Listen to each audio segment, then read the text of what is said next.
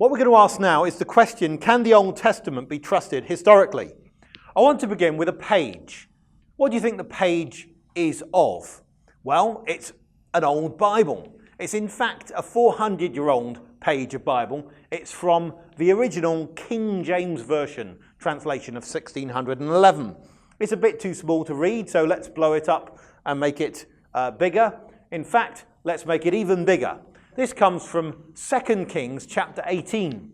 And what I want us to do is to read some of this together. By the way, what you'll see is that some of the shapes of letters are a bit different from what we're used to now. There is this thing that looks like a very tall C, which is in fact an S. But let's try and read it. Now in the 14th year of King Hezekiah, did Sennacherib, king of Assyria, come up against all the fenced cities of Judah and took them. Fenced means walled or fortified. And Hezekiah, king of Judah, sent to the king of Assyria to Lachish, saying, I have offended, I've done something wrong. Return from me, that means please go away. That which thou puttest on me will I bear, which means however much you fine me, I will pay. And the king of Assyria appointed unto Hezekiah, king of Judah, 300 talents of silver and 30 talents of gold. Doesn't mean he gave it, he said, this is the fine. And Hezekiah gave him all the silver that was found in the house of the Lord and in the treasures of the king's house. Then just 2 verses later, and the king of Assyria sent Tartan and Rabsaris and Rabshakeh from Lachish to King Hezekiah with a great host, that means a great army, against Jerusalem. And they went up and came to Jerusalem. And when they were come up, they came and stood by the conduit of the upper pool, which is in the highway of the fuller's field. This is someone who washes clothes. Why would I bring this to you? Well, it's a passage which was printed over 400 years ago, but it contains some particular historical claims. Particularly, it says there was a Judean king called Hezekiah, that all of the fortified cities of Judah were captured, all except for Jerusalem. That's what's clear in the passage, and that this was done by an Assyrian king called Sennacherib. That Sennacherib is particularly associated with a place called Lachish, and the rest of the passage will say that he fought against Lachish, and that he fined Hezekiah 30 talents of gold and 300 talents of silver. So these are the claims that we have within the text. And when we look at those, we find that they correlate rather remarkably with things that are known from history.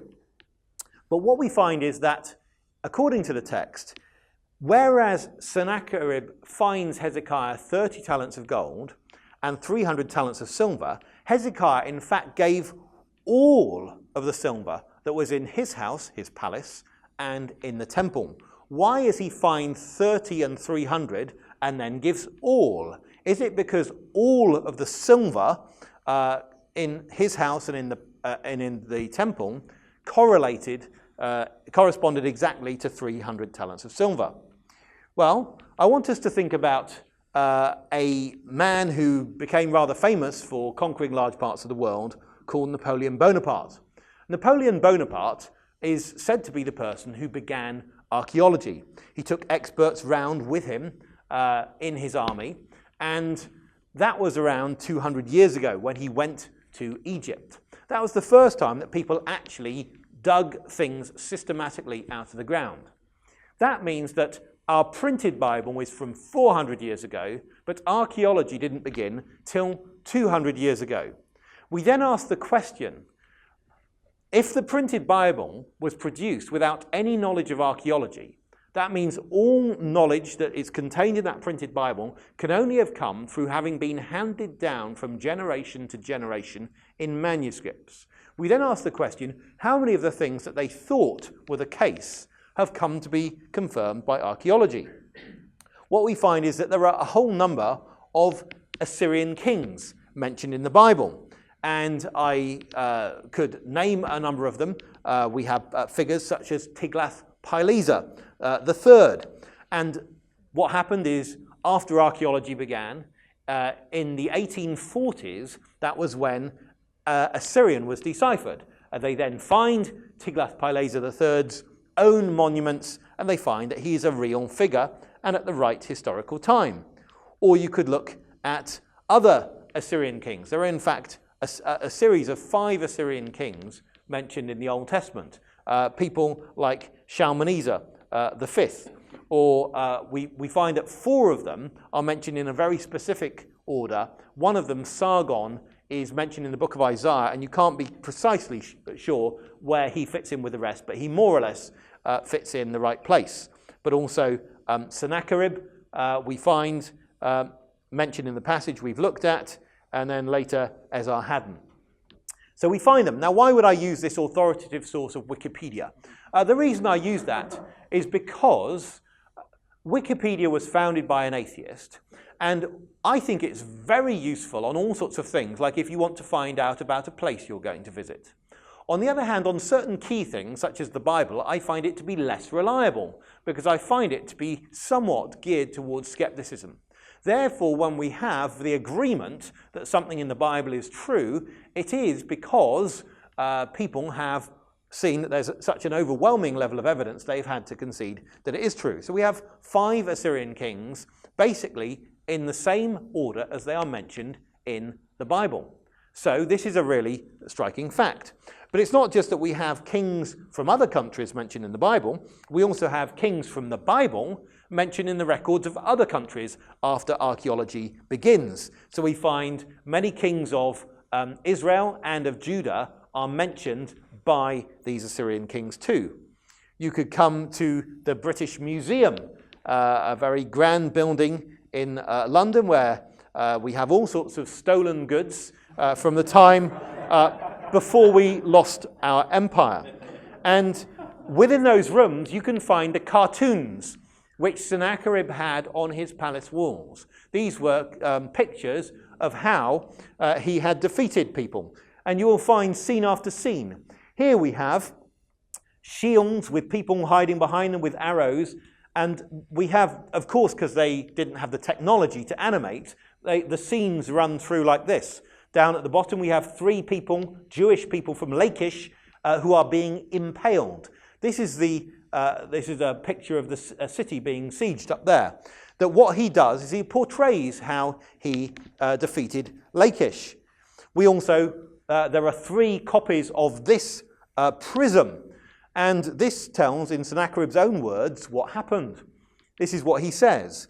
As for Hezekiah the Judean, I besieged 46 of his fortified, walled cities. Notice that phrase, almost the same as the one in the Bible, fenced or walled cities. I conquered them and took out 200,150 people. He himself I locked up within Jerusalem, his royal city, like a bird in a cage. Now this is what is called spin, putting a positive light on something. You see, he didn't actually conquer the city, but how can you say, I didn't conquer the city? Respectably, you say, I shut up Hezekiah like a bird in a cage. Ah, but Sennacherib, you didn't get into the cage, did you?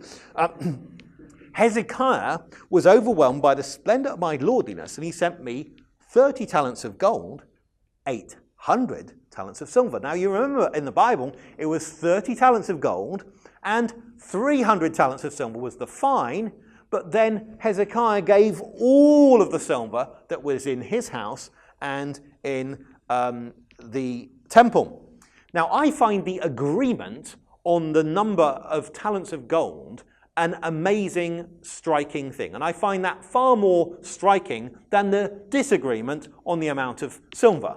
Now, you could explain the differences on the amount of silver by saying that either text A or text B has a copying error, or that one of them is wrong and is exaggerating or diminishing, or that they are talking about slightly different things. One is talking about the amount of the fine, the other is talking about the amount that was actually given. Those are all possible. But the thing that I find really striking is that we have this text which says in the Bible, 30 talents of gold was the fine, and then after archaeology begins, and then Assyrian is deciphered, an account correlating to exactly that. Now I don't know of other historical records where a detail as precise as that has been confirmed by archaeology over that period of time. We again remember this verse which talks about tartan and Rabsaris. Now in Hebrew, tartan is spelt with a short A, tar, and then a long A, tan. And that's the way it's been preserved in Hebrew. Then what happens is people decipher Assyrian or Akkadian. And there's a big long dictionary. This is the Assyrian dictionary made in Chicago, and you can see that there's one volume just for T. There's also another volume just for T with a dot underneath. But if we just take the concise version of this, there's something actually made in Cambridge, the Concise Dictionary of Akkadian, you can see that it says tartanu means second in command. So even the vowel length is exactly the same, that they have preserved this and it's been deciphered and it's found to be the case. Or when it says later, or in another volume, that rab is the word for a chief or overseer. It's a bit like our word rabbi. One of the things you find is this, that the Bible has correctly handed down Assyrian words, even though the scribes who handed down the Bible almost certainly didn't know Assyrian because it was a defunct language. And handing down correctly the phonetics of words in languages that no one speaks anymore is actually a very impressive feat. Or another detail you have in the Bible, that Hezekiah did waterworks. He made a pool, he made a conduit for water and brought water into the city. Again, something which subsequent archaeology, discovery of the Siloam Tunnel, has been rather interested in. Now, if we take a Bible from between about the year 1700 and the year 1800, we find that commonly they began to put dates in the margins. Here is a Bible from 1785. And we see that when it dates the fall of Samaria to the Assyrians, it says that it happened at before Christ in the year 721. When we look at what has been thought after archaeology began, we actually find in Wikipedia that it says that it believes this happened around 722. Well, what is so surprising? The King James Version and other versions that were produced in Europe were produced on the basis of Hebrew editions. One of the main Hebrew editions was made in 1525. But the earliest manuscripts available for that Hebrew edition were from no earlier than the year 1100. And then we find that their information has been handed down to 1100 AD or later from around the year 700 BC. So in other words, we're talking about 1800 years of being transmitted through manuscripts. And we're finding highly accurate information. The Assyrian kings' names are spelt correctly. So what we could say is I could go to an ignorant monk sitting in his cell somewhere in the Middle Ages, before the Reformation, before the Renaissance, copying a Latin Bible. And I could say, tell me the names of the Assyrian kings. And he would look in his Latin Bible and he would give you a fairly accurate rendering of their names. I would say, tell me, O monk, when did those kings live? And he would do his sums and would give me a rough date for when they lived, which would basically be correct. So how can that monk, sitting in isolation in his cell, copying out Latin Bible manuscripts, correctly have information, historical information, from so much earlier?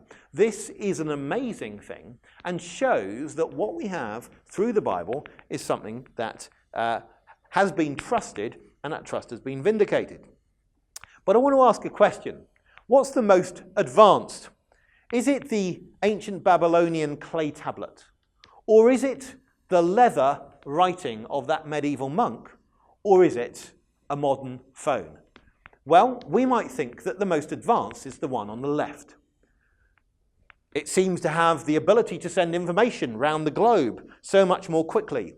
This seems the least advanced. It's chunky. It's got 600 signs. It's so complicated. This is lighter, and you have fewer letters. Perhaps this is more advanced than that, but that's the most advanced on the left. But then you ask the question, which lasts the longest? Well, how many of you are using a mobile phone that you had 5 years ago? One person. Well, do take pity on that person. What we find is they don't last very long. Hard disks don't last very long. But we know that books, paper, can last for hundreds of years. Leather can last for hundreds of years. And we know that clay tablets can last for thousands of years. But then you ask yourself the question, what contains the oldest text? Actually, the oldest text could be on your phone. This could be a late Babylonian tablet. You could have the text from an old Babylonian tablet on your phone. So what we've got to recognize is that the Bible has come to us through a culture where they had an advanced writing system. It was to write on perishable material such as papyrus or leather. And we know that not just because it's perished, but also because we have leather preserved in the Dead Sea Scrolls in jars, or because we have the fiber marks from papyrus on the back of seals that were put on letters. We know they wrote on perishable material that does not survive except in extraordinary circumstances. But as a result of that, we might think that that means the text is young. But in fact, the text can be very, very old on that material. It can be just as old as the things on the clay tablets. So whereas we can go and see clay tablets in museums and think, wow, that's old, we can't see Bibles that seem to be quite that old in museums. And so some people think that means the Bible is young. But that's simply committing a basic fallacy about the material that people wrote on. I would want to suggest that the Old Testament, when they wrote on perishable material using a 22-letter alphabet, was actually a very advanced thing to do at the time. And we have to remember that the whole of our society is built on copying. When we hear someone's voice on the phone, we don't actually hear their voice, we hear a copy of their voice. In fact, a copy of a copy of their voice. In fact, a copy of their voice many, many times repeated before it got to you. Every file we download is a copy. Everything that we see on TV is a copy. We have great, great confidence in copying in our society. Now, people say, couldn't someone have miscopied the Bible? I want to put it like this.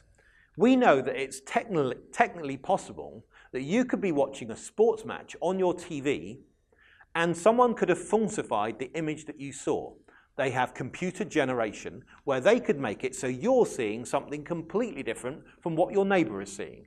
That is possible. But the reason we think they're not doing that is we know that they would need a very big budget in order to get enough programmers to do that. But it's exactly the same with miscopying the Bible. You see, it takes about a year to write a Bible out. That's a big investment of time. If you write a Bible on leather, think how many animals you have to kill to have the number of animal skins you need for a Bible. It is big budget business.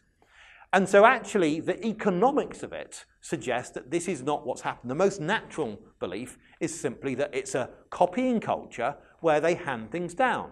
You remember in the days of Jesus, there were many scribes. It was their job to hand things down. There have always been scribes in a culture like that.